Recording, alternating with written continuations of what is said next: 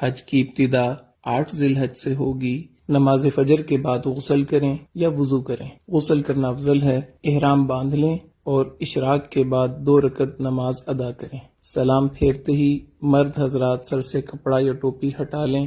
حج کی نیت اس طرح کریں: یا اللہ میں حج کی نیت کرتا ہوں، آسان فرما، قبول فرما۔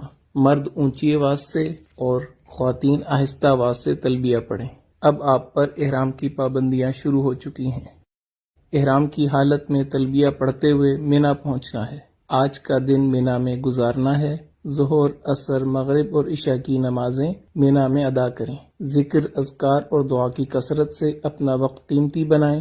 لوگوں کے ساتھ خوش اخلاقی کے ساتھ رہیں، خدمت کے ساتھ وقت گزاریں، کثرت سے تلبیہ پڑھیں، دعاؤں کا خوب اہتمام کریں، قرآن پاک کی تلاوت کریں، رات مینا میں قیام کریں۔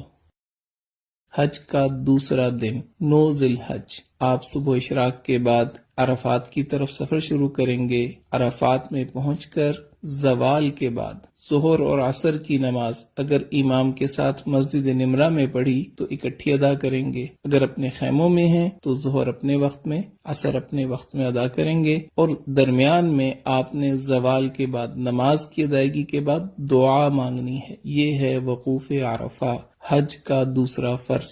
9 ذی الحج کو یہی عمل ہوگا۔ مغرب تک عرفات میں قیام کریں۔ مغرب کے بعد، مغرب سے پہلے نہیں آنا، مغرب کے بعد آپ مزدلفہ کی طرف آ جائیں گے۔ مزدلفہ میں عشاء کے وقت مغرب اور عشاء کی نماز ایک اذان اور ایک اقامت کے ساتھ ادا کرنی ہے۔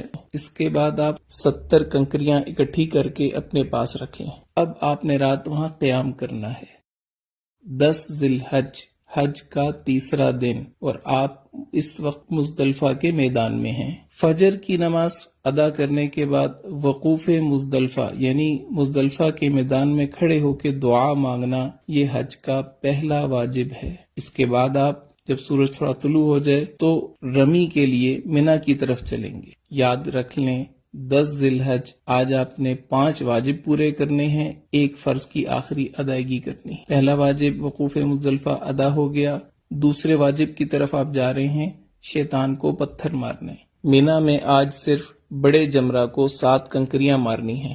اس کے بعد آپ قربانی کا جانور ذبح کریں، یہ تیسرا واجب پورا ہو گیا۔ اس کے بعد آپ اپنے سر کے بال منڈوا لیں، یہ چوتھا واجب پورا ہو گیا۔ اب آپ احرام کھول سکتے ہیں اور عام لباس پہن سکتے ہیں۔ اس کے بعد آپ طواف زیارت کے لیے مکہ مکرمہ بیت اللہ کی طرف سفر شروع کریں۔ بیت اللہ پہنچ کر طواف کریں، یہ آپ کا طواف زیارت ہے، حج کا تیسرا فرض